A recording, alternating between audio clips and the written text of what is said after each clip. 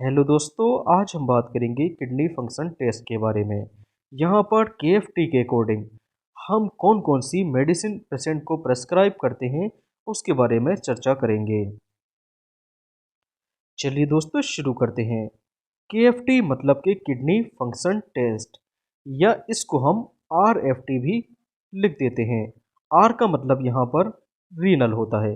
Renal या kidney एक ही बात है, तो रीनल फंक्शन टेस्ट या किडनी फंक्शन टेस्ट इसका एक ही मतलब होता है। यहाँ पर देखिए किडनी फंक्शन टेस्ट में हम क्या क्या चेक करते हैं। यहाँ पर urea level, creatinine level, uric acid, calcium, phosphorus, alkaline phosphatase, total protein, albumin, sodium, potassium और क्लोराइड आयन के बारे में चर्चा करते हैं। तो यहाँ पर देखिए ये रेफरेंस वैल्यू गिवन है। रेफरेंस वैल्यू में देखिए एक तो होती है लोअर लिमिट और एक होती है अपर लिमिट। अगर देखिए लोअर लिमिट और अपर लिमिट इन दोनों के बीच में अगर कोई वैल्यू आती है तो वो नॉर्मल वैल्यू होती है। फॉर एग्जांपल अगर देखिए यूरिया लेवल यहाँ पर देखिए 15 मिलीग्राम पर डेसीलीटर है, जबकि इसकी रेफरेंस वैल्यू 13 मिलीग्राम पर डेसीलीटर से 43 मिलीग्राम पर डेसीलीटर है। तो ये 15 मिलीग्राम पर डेसीलीटर इन दोनों मतलब के लोअर और अपर लिमिट के बीच में है। इसका मतलब यहाँ पर यूरिया का जो लेवल है वो ठीक है। दूसरी बात कर लेते हैं क्रेटिनिन लेवल की। यहाँ पर इस रिपोर्ट में क्रेटिनिन लेवल 1.5 मिलीग्राम पर डेसीलीटर आया है, जबकि जो इसकी रेफरेंस वैल्यू है इसकी लोअर लिमिट 0.7 मिलीग्राम पर डेसीलीटर और इसकी अपर लिमिट 1.3 मिलीग्राम पर डेसीलीटर है। तो ये 1.5 जो है वो 1.3 जो इसकी अपर लिमिट है इससे ज़्यादा है। तो यहाँ पर क्रेटिनिन लेवल बढ़ा हुआ है, मतलब कि ये हाई है। वैसे ही बात कर लेते हैं यहाँ पर देखिए फॉस्फोरस की। रिपोर्ट में 1.4 मिलीग्राम पर डेसीलीटर आया है, जो कि इसकी लोअर लिमिट 2.4 से कम है।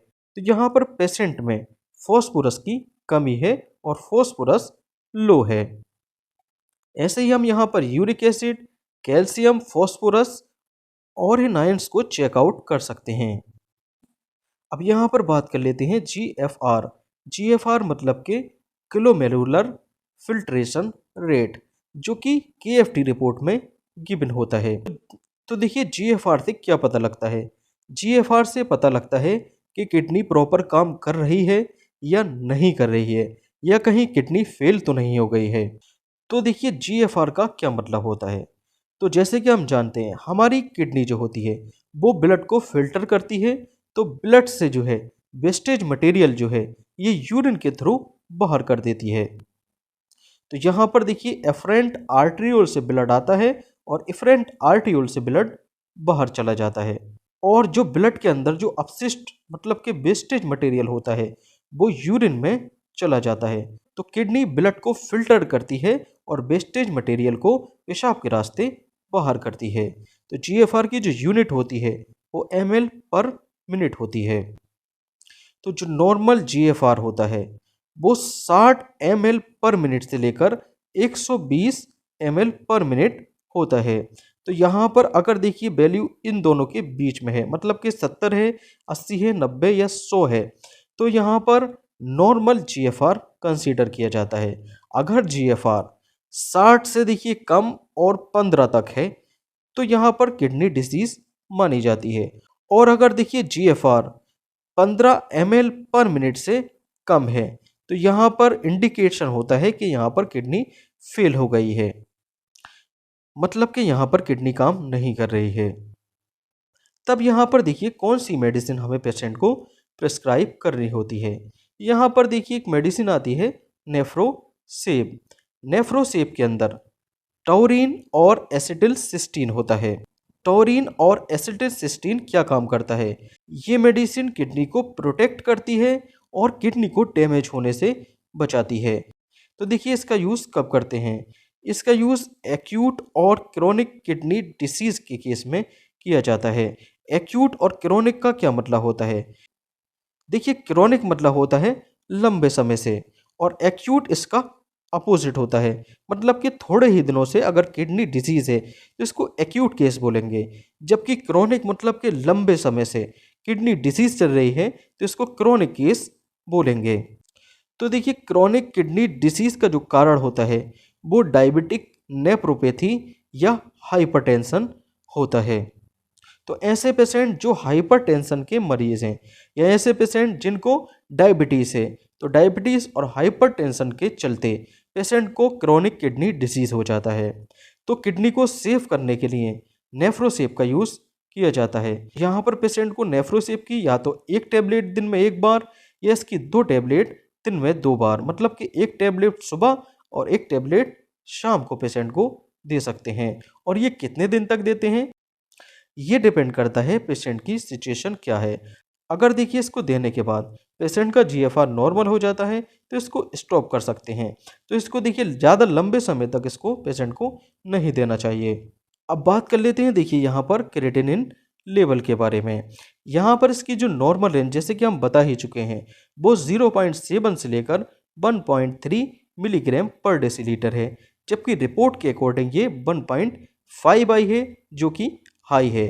तो हाई क्रिएटिनिन लेवल को हम क्या बोलते हैं, देखिए हाई मतलब होता है हाइपर, और यहाँ पर देखिए क्रिएटिनिन है तो यहाँ पर देखिए क्रिएटिनिन, और ईमिया मतलब होता है ब्लड। तो ब्लड के अंदर क्रिएटिनिन का लेवल अगर हाई हो जाता है तो इसको हम बोल देते हैं हाइपर क्रिएटिनिन ईमिया।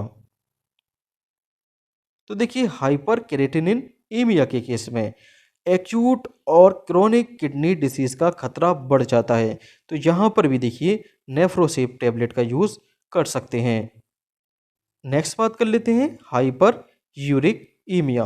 तो हाइपर मतलब देखिए ज़्यादा, और यूरिक मतलब यूरिक एसिड, और ईमिया मतलब ब्लड। तो ब्लड के अंदर अगर यूरिक एसिड की मात्रा बढ़ जाती है तो इसको हम हाइपर यूरिक ईमिया के नाम से जानते हैं। अगर देखिए ब्लड में यूरिक एसिड की मात्रा बढ़ जाती है तो यहाँ पर या तो गाउट मतलब कि गठिया या किडनी स्टोन होता है। तो देखिए यूरिक एसिड का जो नॉर्मल लेवल होता है वो 3.5 मिलीग्राम पर डेसीलीटर से 7.2 मिलीग्राम पर डेसीलीटर होता है। तो देखिए यूरिक एसिड की मात्रा कैसे बढ़ती है, तो ये प्यूरिन मेटाबॉलिज्म के कारण यूरिक एसिड की मात्रा बढ़ जाती है। तो प्यूरिन का देखिए कैटाबॉलिज्म होता है, तो यहाँ पर हाइपोजेंथीन बनता है, हाइपोजेंथीन से फिर जेंथीन, फिर यूरिक एसिड, और यूरिक एसिड एलेंटोइन में कन्वर्ट होकर पेशाब के रास्ते बाहर हो जाता है।